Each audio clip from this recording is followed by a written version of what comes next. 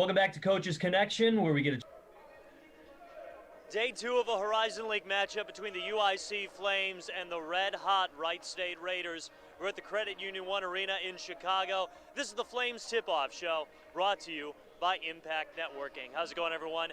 I'm Joe Brand, your host, and last night was not the approach that UIC had hoped for. They actually shot a season-low percentage from the floor, under 37% in the entire game. It was a very physical matchup, as we knew we'd see heading into it. Wright State with a lot of big post players, and they did just that, outscoring the Flames in points in the paint, 44-38. So it's going to take a big response for the UIC Flames to bounce back from last night's loss. Tonight, Flames take on Wright State once again, trying to split this series. UIC is looking to end their 4-game losing skid and also trying to end Wright State's 6-game winning streak as Luke Yaklich takes on Scott Nagy for another day. Despite the score kind of dictating how many players went on the floor in yesterday's contest, Luke Yaklich was able to use a lot of his players because a lot more are healthier nowadays. So that's something we talked to him about in our Coach's Connection with head coach Luke Yaklich, and a few other things. We break down the upcoming Super Bowl with the head coach as well. That's coming up next. Welcome back to Coach's Connection, where we get a chance to sit down with the head coach of the UIC Flames, Luke Yaklich. I'm Joe Brand. And Coach, now you've finally gotten to have pretty much everybody at your disposal on your roster to use these extra players and incorporate these guys offensively and defensively. So how can this team and how does this team benefit with everybody available now? And also, how does it benefit you as a coach to just have that luxury of having everybody available? Yeah, that's been a big thing, but it's part of coaching and it's part of this season in particular, but part of any season. Last year at Texas, we went through we lost five players in the span of about 3 weeks. So been through it, and it was just nice. Last week was the first time that for consecutive days that we've had a full roster at practice. Zion was able to get basically 1 day in. Ray got a couple days in. So now this is the first week, Joe, that we're starting off the week. We have the full roster at practice and looking forward to just developing some consistency, Joe, with our practice habits, our lineups, as we go into February here when we're trying again to play our best basketball and be peaking. So it's been nice to be able to again have a full competitive practice, and then at the same time not worry about like so much as far as the minutes go, because when we went through a 4-week stretch there where you really have to worry when you're looking at 7 or 8 guys and then playing 80 minutes of basketball on consecutive weekends. You have to kind of structure your practices differently also, and then that kind of affects a little bit of the rhythm. But at the end of the day, we get our time with our guys now, and they're excited about building some chemistry here as we head down the final stretch of the season. Well, Coach, I saw you early this week at the UIC volleyball match, Yeah. and did I hear you wrong, or do you have some of your kids back in high school athletics in Illinois here? Are you finally able to witness them back on the court? Yeah, I'm hoping so, Joe. My daughter Taylor, they got kind of the go, and she was kind of ran upstairs from her room the other day and was so excited about that the coach emailed her and said, "Hey, are you still planning on playing basketball this year?" And then yesterday, as I saw you at the volleyball match the other day, it was we were heading over to Credit Union 1 to get a couple shots up, and it's fun. It's exciting for her. Obviously it's been an unbelievable year for, I can't imagine as a former high school coach having to endure. And I've talked to a lot of my former colleagues and coaches at the high school level, and it's been tough. And most importantly, it's tough on student athletes who are used to having that just charge of being a student athlete at the high school level. It's a special thing, and it's a big part of the development of young people. And I've seen that affect what it's had on Taylor, just not being able to compete this in the same manner. So it's fun getting on the floor with her, obviously, and spending time in the gym again with her, and then seeing her be able to kind of look forward to their season. And to all our IHSA, my high school coaches, at the boys and girls, best of luck the season. I know how hard the Illinois basketball coaches work and how much they love what they do. And this season is it's a killer on those basketball junkies. That's quite the warm-up facility for Taylor Yaklich too at Credit Union One Arena. That's quite the accommodation she's got there. It was fun. It was really fun. We've shot, just been fortunate enough, Joe, to be able to shoot in some pretty cool arenas, and nothing better than Credit Union One. So it was exciting. You bring up something that makes me want to pick your brain about, because obviously you've been a high school coach and now here at the college level. But do you see the opportunity for Illinois high school to have a shot clock? Do you see that as a possibility? Do you see that as a benefit? Have you ever thought about that? I do. I have thought about it. Absolutely. I'm in favor of the high school shot clock for sure. For the game purposes, development. I think it's good for the game all the way around. And however that needs to happen at each local school district and across the state, but then with the national federation, all of those things are in consideration. But the schools that do it and the shootouts, et cetera, that utilize the shot clock, and going into it that it's going to be a special event, that the shot clock is going to be used. I think over time, you put that in, and over the 5 and 10 year span, see again a market just improvement in the overall game. But there's nothing wrong with the game. It's a great Illinois high school basketball is awesome, and it's unbelievable coaches. But I would be in favor of the shot clock, and I was, as a high school coach, for sure. All right, Coach, thanks so much. Best of luck tonight against Wright State. Joe, I appreciate it. Again, hope everybody is safe and healthy out there, and appreciate all the UIC Flames fans checking in all the time. We appreciate it. All right, we've got plenty more of the Flames Tip-Off Show. Stay with us here on UICFlames.com. If you're looking to lower your mortgage payment or buy a home, Credit Union One is offering historically low rates on refinance and new home purchases. Right now, you can get pre-approved in 1 day on a fixed-rate mortgage. Rates have never been this low, so now is the time. Don't wait. Conventional and jumbo rates are available. Call or apply online today, and be sure to ask about our $400 credit on closing costs. Credit Union One. Better banking for all of us. While our UIC campus is quiet, the important work continues. Teaching and learning, caring for patients, discovering treatments and cures, innovation, persevering with determination and grit. The world is changing. The importance of your degree won't. We are the University of Illinois at Chicago for Chicago. Thank you to our students, faculty, staff, doctors, nurses, and all our service providers. Well, as we get you set up for another matchup between the Flames and the Wright State Raiders, of course we're thinking about the Flames faithful that are unable to be here at Credit Union One Arena with us, and all the other events going on the UIC campus as well. With that, we'd also like to recognize some of the UIC donators that make these events possible and have always helped out and been a part of the UIC Flames family. Specifically Lexi Betcher, who's a former Flames gymnast and current academic advisor. And when she first chose UIC, she chose it because it was in the heart of the city, and she knew that there would be plenty of opportunities to make what she wanted of the experience. And when asked why she continues to support the Flames Athletic Fund, she says she does that so that student athletes can continue to have the same positive experiences as she had, while also keeping in mind that they can continue to grow the opportunities available. And how did donating support impact her as a student athlete? Donor support helped her fund a variety of opportunities and then some. It made a big difference in supporting the gymnastics team and the gym with the equipment and what they had to train with, and in the classroom through Ports Center and many other things. So we do thank Lexi Betcher and all the other Flames donators of the Flames Athletic Fund. It's always just a close-knit environment here on the west side of the Windy City. We've got more of the Flames Tip-Off Show, sponsored by Impact Networking. Stay with us as we get you ready for Flames and Raiders, Part 2 of this weekend series.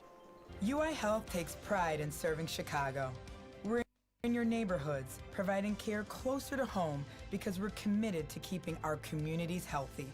And that commitment starts with a healthier you. It's more than a prescription or procedure. It's a healthcare team taking the time to listen. As partners in your health, understanding your needs is the first step in providing the personalized care you deserve. UI Health, changing medicine for good.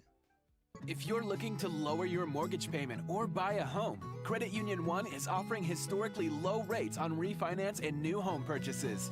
Right now, you can get pre-approved in 1 day on a fixed-rate mortgage. Rates have never been this low, so now is the time. Don't wait. Conventional and jumbo rates are available. Call or apply online today and be sure to ask about our $400 credit on closing costs.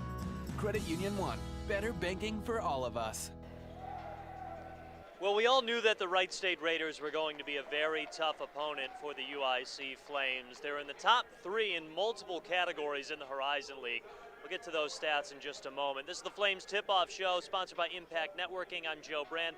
Let's first take a look at the Horizon League standings currently, and this is adjusted with yesterday's games. This is brought to you by the Marriott Medical District and UIC. So you see the Flames actually dropping down to 7th place after last night's loss. Wright State hangs out in 2nd place after Cleveland State picked up another win yesterday. But as you can see, that's the only team that they are trailing. Now, we talked about it yesterday. Just because you're in 2nd or 7th place in the Horizon League standings does not mean that's where you will be seated in the Horizon League Conference Tournament. If we go to our next graphic, here's where the seedings currently sit. You see UIC all the way down to number 10. That's because the seedings are determined by a number of things. Its strength of schedule, its value of home wins against road games. It's also taking into account how well you do in the conference and just the number of games that you play. So there's a lot of factors that go into it, and it's not just a direct correlation of how well you do in the conference. So that's kind of a glimpse of what it looks like for the seedings-wise. Let's take a look at some of the scores that have all gone final now throughout the Horizon League. Big overtime win for Robert Morris. I take that back for Youngstown State at Robert Morris as they take down the Colonials by 4 points. It was a really big win for Detroit Mercy as they kind of walloped Purdue Fort Wayne. Elsewhere, victories for Green Bay, Northern Kentucky, and Cleveland State. Finally, the upcoming schedule for the UIC Flames.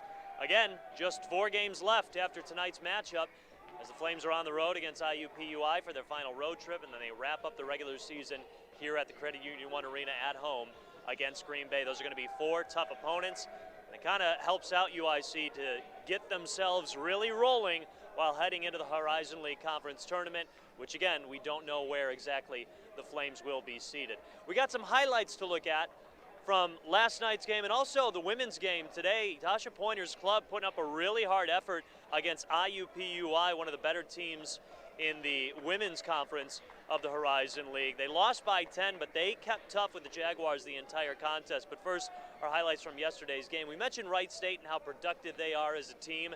Top 3 in multiple categories in the Horizon League. How about this? They're first in points per game. They're first in points allowed. They're first in field goal percentage, blocks, 3-point defense, and rebounds per game. That's the type of team the Flames are playing for the 2nd consecutive night.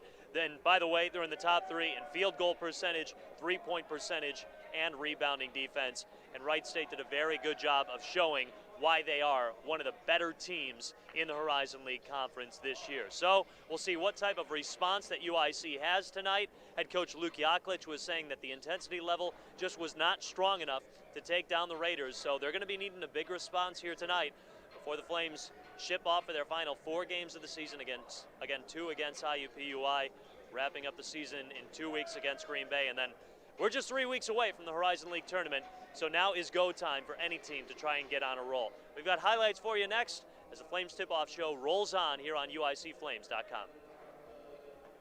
Neji with a handoff to Jackson, spinning, throwing, and does go inside, muscling up against Howard. Can't get the finish, but an extra try from Love, no good. 3rd time is the charm for Wright State. Goes up and good.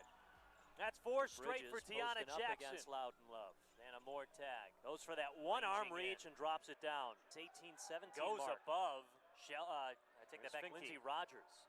Down the lane, spin move, fade away and good. Flashy play by Tim Finke. Out to Rogers, open for 3. Loudon able Love to drop Howard. Beautiful move by Love once again. points to their opponent put up per a shot game. to finish this third See the numbers quarter. right there. Jackson Flames with 23 to in the Rogers first for half. three. Love It's good. harshly goes up Line. and for the first 2 points of the Cross second court. half. Rogers 4 three again. Good. out of halftime. Here's Wide Love open for a little charging bit. forward against Howard. Williams Good again. against Case again. Go to Jalen Hall. Good ball movement by Wright Williams with State an right now. excellent Finke angle in the off the corner, glass. goes baseline. Finke Anderson again lobs creating it his in. own space and up and good. Williams maybe testing Case freeing up that again, part of the and court she works for again. someone else to step into that To spot. Anderson, she's a good And all that three-point movement shooter. They go does into help Williams. the tempo and the Now motion of an McLemore for offense. So three, it makes and perfect good. sense. Michael Diggins hopefully creating some tempo to this offense. UIC Williams inside, finally double getting team, points in the somehow second got it half. out to The Rule, amount of and there's a passes down big to the three block. for the Just the amount of Jaguars. activity down The there. last Yeah, you're four right. games coming up for the UIC Love Flames fights his way will through be past very Howard. interesting. Love enters the game, goes right back down to the paint. Two of Luke Yaklich's biggest pet peeves. They've held the fouls in check as Love goes up and puts down the flush. First dunk of the day. Is on here. Try and chip away at this. Love goes up and over once again. They fall to 5 and 6 in conference play. They see their losing skid hit to 4 as Wright State takes the opener of this series.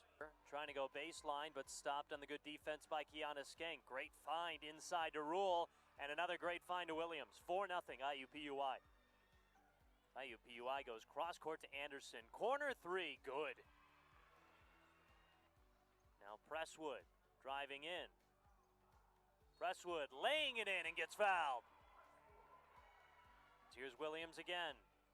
Turnaround shot, and O'Reilly open again under the hoop. It's left for the Flames on offense. Young driving in, Young spinning, Young throwing up and dropping down. Skank tried to get it to McLeod, and there's Williams with a steal, pushing it up the floor. McLemore and her give and go. Inside to McLeod, hook shot, just swirling back in. Neji with a handoff to Jackson, spinning, throwing, and good.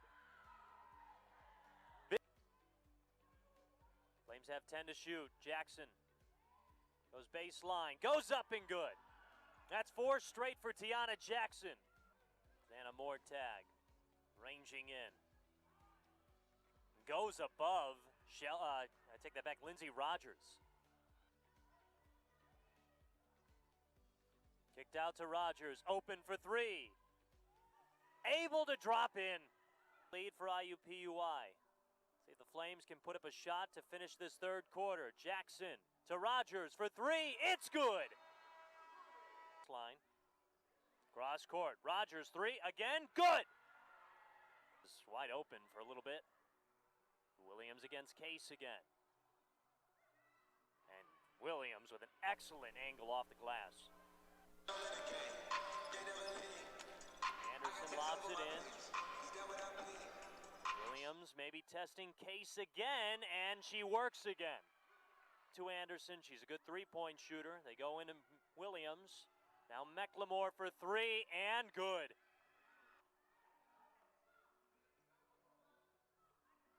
Williams inside, double team, somehow got it out to Rule, and there's a big 3 for the Jaguars. The last 4 games coming up for the UIC Flames will be very interesting.